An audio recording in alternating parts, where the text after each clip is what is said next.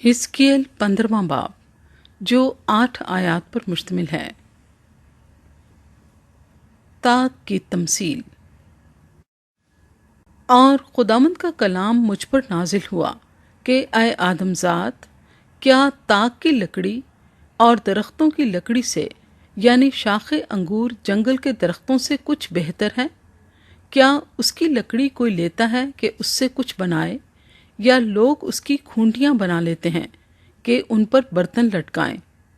دیکھ، وہ آگ میں ایندھن کے لیے ڈالی جاتی ہے۔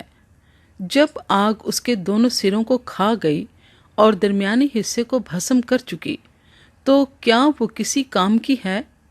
دیکھ، جب وہ سالم تھی تو کسی کام کی نہ تھی، اور جب آگ سے جل گئی تو کس کام کی ہے؟